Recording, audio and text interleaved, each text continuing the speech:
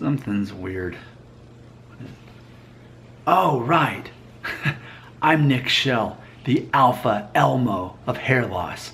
Tickle that.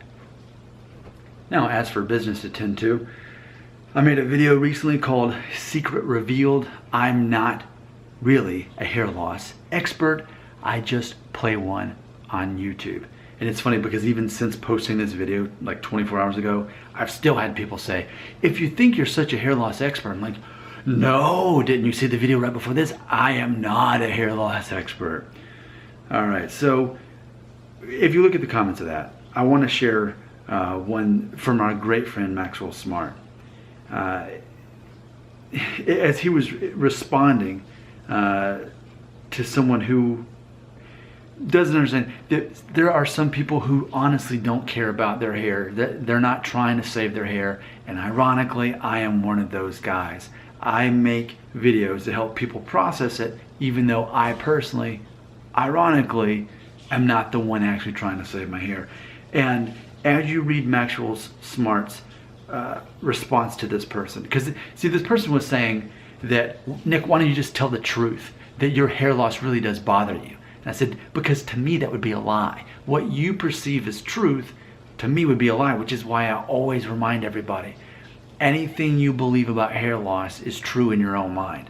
So to you it's a lie, to me it's truth, to me it's truth, to you it's a lie. That's how this works. It's all about the perspective, and people tend to project their own insecurities and feelings out to me and assuming that I'm motivated by the same things, and I'm just not. But I want to read this to you, and I will admit, in my honesty, the fact that I was wearing the hat kind of messed my hair up, and I don't like that. I don't mind losing my hair, but I don't want to have disheveled hair for a video. I'd rather wear a hat. I'd rather have a hat than have messed up hair. But if I go bald, who cares? I don't care, at least. People watching my videos, and they care. But let's dig deeper here. Check out what Max had to say. Quote, I'm a barber and losing my hair, albeit slowly. At age 56, which is nearly 20 years older than me, it started to speed up this summer and will slow down again. I started to notice it in my late 30s, early 40s. There have been 3 noticeable periods with increased hair loss. It has never really bothered me. I know what happens and can deal with it. I know what I look like with a buzz cut and it looks okay. It doesn't bother me or my family. I usually wear it in a crew cut or like Nick's. My professional experience has shown me that those who worry the most are the internet generations. Those guys who are up on trends, fashion, music, sports. They often see weaknesses in their own appearance that no one else really recognizes. There's another group that has grown up with baldness in their families, friends, and neighbors. It is normal for them. They see it, seem to be okay with it. I'm not trying to say that hair loss is not painful. It isn't physical pain, but a psychological one that attacks the self-esteem and self-confidence. It can leave deep scars. How to help and deal with the mental stress of hair loss is tough. When my customers approach me, I take the time to explain what is happening to them, what they can do themselves, and what we as barbers can do to find the best look for their hair. I think Nick is the first person who can hardly wait to go bald. The opposite reaction is most common. I don't want to go bald myself, but I can accept it when it happens. Until then, I can enjoy the hair that I have, end quote. So I think that I can continue to remind people over and over, I'm not obsessed with hair loss. I'm making these videos to feed your own obsession. And people are still not going to believe me, and that's okay. It's okay if people don't believe me. It's okay that people don't believe my simple explanation. I'm doing this for the money. That's not enough for most people, because they're again projecting how they feel and assuming that, well, surely if this 37-year-old guy keeps making all these videos, surely he's obsessed, right? But I think ultimately Max is onto something. I've definitely many times said, look, it's different for me. I'm in my late 30s. I'm so far removed from where so many people on my channel are in their life, as far as their life is really just beginning. And then for a guy like me, my life is pretty established by this point. But I don't just think it's simply because I've lived more life and therefore I've handled rejection more by default through my life. I've learned to overcome, I have the maturity to overcome such things. We can say all those things are true because they are. But ultimately, I think Max is onto something that I haven't really pointed out that much, and that is I'm from a different generation than most people watching my videos that are actually worried about hair loss. The people who say, well, Nick, if you care so much about your hair loss, why don't you get a hair transplant? Why don't you take Propecia? And they still don't get it. They still don't even understand that the fact that I use the rosemary oil is only to make a human experiment of myself, because people are already going to be looking at that in YouTube, and I get the guy that gets the hit and the money made from that. They can't accept that for me, my own motivations are all about money, and it's not about saving my hair. But if I can help people who are obsessed, then I do it. And I think it goes back to what Max says, and that is, I'm not really of that internet generation he's speaking of. I was born in 1981. I graduated high school in 99. Okay, so the same year that I got my driver's license, 1997 was the year the internet was born. And even then, the internet wasn't that awesome. It was pretty awful. It wasn't until I was out of college that YouTube even really became a thing. And even then, YouTube wasn't awesome. But here you've got a guy who honestly doesn't care about hair loss, because again, I grew up in a generation where it was normal to go bald and it wasn't a big deal. Fortunately, now I'm living in a time when it's cool to shave off your hair and it's masculine, and it's like, okay, that's a cool thing to do.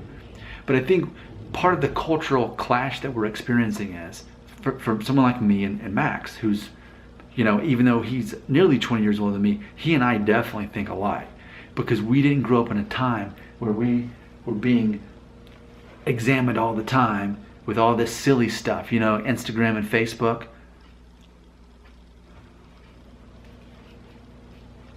Am I pretty enough? Am I funny enough? Am I cool enough? All that stupid, lame stuff. All that lame, dumb stuff on Instagram and Facebook. Comparing yourself to other people. Putting yourself out there, doing some best pose of yourself to try to impress people. I don't care about any of that stuff. I just want to make money. That's honestly my inspiration. But meanwhile, I'm speaking to an audience, making videos for an audience who cares about all that junk. Trying to impress people online. And I think it also goes back to what I've been talking about, this whole thing about how this is also a generation who's grown up fapping to a plethora of porn everywhere. It's just in the air everywhere. It's like that Attack of the Birds, but it's just porn everywhere. Like, my generation didn't even grow up with that. So you've got guys who are already insecure, already being compared to everything online, comparing themselves online, very insecure, not having an identity. And the internet is a big reason for that. And of course, the pornography thing doesn't help, because pornography today is not what it was even in my generation. So absolutely, I'm recognizing that there's a generational divide on this, a generational divide. And I think that's one of the reasons I actually make a good host for this channel, because I'm not your age. If I were your age, I wouldn't be good at this. I wouldn't be able to understand from a psychological point of view how to help people overcome their hair loss insecurities, because we're talking about a generation, that's you, that is still trying to form your identity, yet you're comparing it constantly to everything you see on social media. And then pornography gets in the way too, and that's some heavy porn that you have tried to understand all this through that filter. So I can only imagine how much more difficult it is for a person like that to accept that balding is okay and your life's still okay as you're balding. It was one thing when people were saying, no one's gonna marry me if I'm bald. But then we really got deep and we started hearing people say in the comment section stuff like, I don't even want to be balding as I'm dying. I don't want to be in a coffin and balding. Like, there are people that take it to that degree. So I guess this is me saying, I'm starting, can you imagine I learned from making these videos. Most of everything I've ever said, I've learned in the process of making these videos.